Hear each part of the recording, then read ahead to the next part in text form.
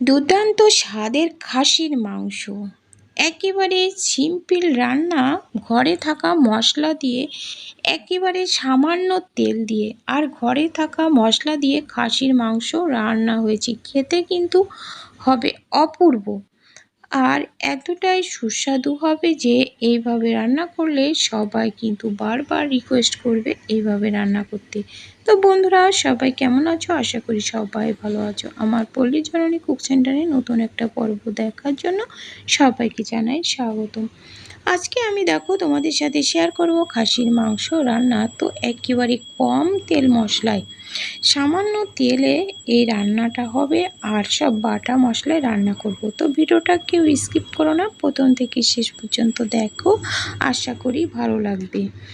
তো দেখো, প্রথমে গ্যাসের পরে কড়াই দিয়ে আমি তেল দিয়েছি। তো তেলটা দেখো আমার ভিডিও করা হয়নি, স্কিপ হয়ে গেছে।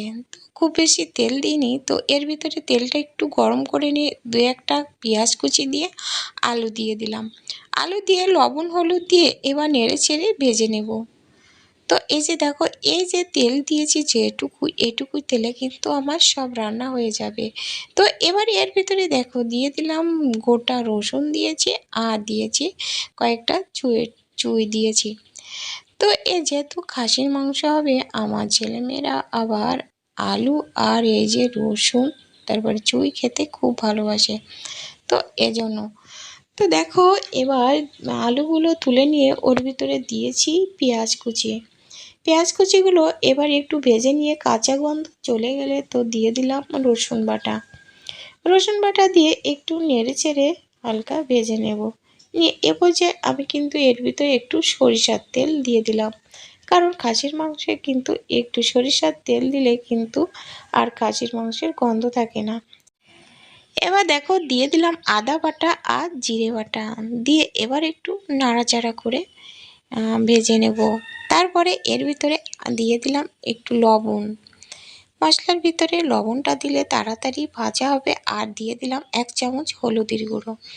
এই মশলা কষানোর সময় হলুদটা দিলে কিন্তু তরকারির কালারটা সুন্দর আসবে। তারপরে দিয়ে দিলাম দেখো মাংসগুলো। আগের থেকে আমি ধুয়ে বেছে পরিষ্কার করে রেখেছিলাম। 1 কেজি খাসির মাংস আছে এখানে। তো এই খাসির মাংস দিয়ে এবার নেড়ে চেড়ে কষিয়ে নেব এবং গ্যাসের আঁচটা কিন্তু একেবারে মিডিয়ামে রেখে দিতে হবে। হাইতেও দেওয়া যাবে না, আবার লোতেও রাখা যাবে না। তো আবারও দেখো মাংসের ভিতরে দিয়ে দেবো স্বাদ মতো লবণ। মাংস কষানোর সময় যদি লবণটা ঠিক মতো না দেওয়া হয়, কিন্তু মাংসের ভিতরে লবণ কিন্তু ঢুকবে না।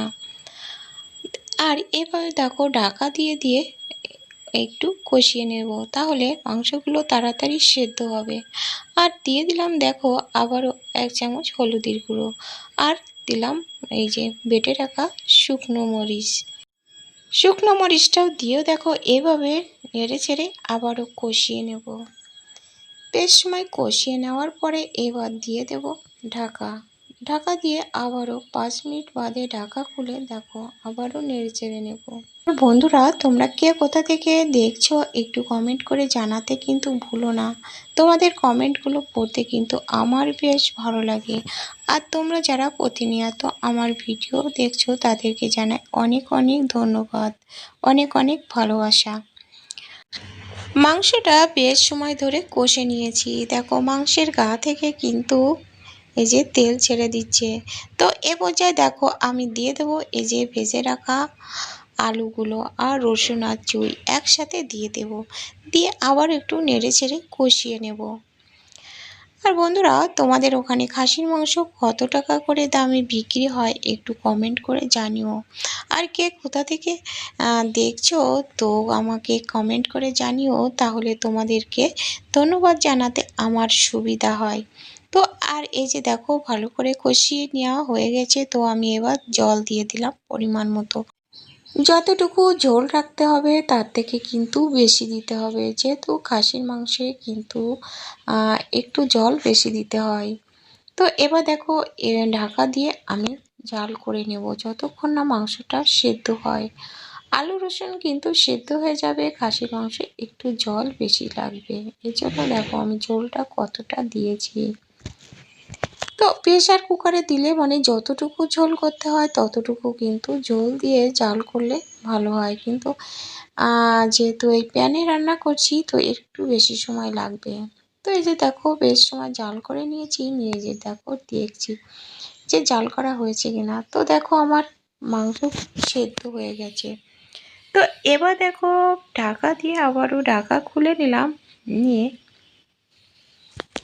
এবার দেখো একটু লবণ দিয়ে দিলাম ঝোলের জন্য। ঝোলে কিন্তু একটু লবণ দিলে ভালো হয়। তো ঝোলের জন্য আমি লবণ দিয়ে দিলাম, দিয়ে জাল করে নিলাম বেশ সময়। নেওয়ার পরে দেখো এবার দিয়ে দেবো গরম মশলা বাটা। তা একটু জল দিয়ে গুলে তবে আমি গরম মশলাটা দিয়ে দিলাম, তাহলে মাংসের ভিতরে মশলাটা ঢুকবে। আর বন্ধুরা তোমরা যদি মাংসে গুঁড়ো মশলা দিতে চাও তো আগে থেকে একটু জল দিয়ে গুলে রেখে দেবে, তাহলে বাটা মশলার স্বাদ পাওয়া যাবে। তো বন্ধুরা তোমাদের ওখানে খাসির মাংস কত টাকা দামে বিক্রি হয় একটু কমেন্ট করে জানিও। আমাদের বাংলাদেশে এখন খাসির মাংসের দাম কিন্তু 1200 টাকা কেজি। বন্ধুরা আজকের খাসির মাংস রান্নাটা তোমাদের কাছে কেমন লেগেছে কমেন্ট করে জানাতে কিন্তু ভুলো না। একটা লাইক দিতে ভুলে গেলে লাইক করে দিও। আর নতুন বন্ধুরা আমার চ্যানেলটা সাবস্ক্রাইব করে পাশে থাকা বেল আইকনটিতে ক্লিক করে রেখো, তাহলে পরবর্তী ভিডিও আপলোড হলে নোটিফিকেশান পেয়ে যাবে। আর পেয়ে যাবে সুন্দর সুন্দর ভিডিও, অজানা অনেক টিপস। তো এই যে দেখো আমি নামিয়ে নিয়েছি, মাংসটা দেখো কত সুন্দর হয়েছে আর খেতে কিন্তু দুর্দান্ত হয়েছে। একেবারে কম তেল মশলায় রান্না মাংস খেতে কিন্তু দুর্দান্ত এবং খুবই পুষ্টিকর। তো বন্ধুরা তোমরা এভাবে রান্না করে খেয়ে দেখো, একদিন বাড়ির সবাই খেয়ে কিন্তু খুব প্রশংসা করবে। তো বন্ধুরা আজ এ পর্যন্ত, দেখা হবে পরবর্তী ভিডিওতে। ততক্ষণে তোমরা ভালো থেকো, সুস্থ থেকো। নমস্কার বন্ধুরা।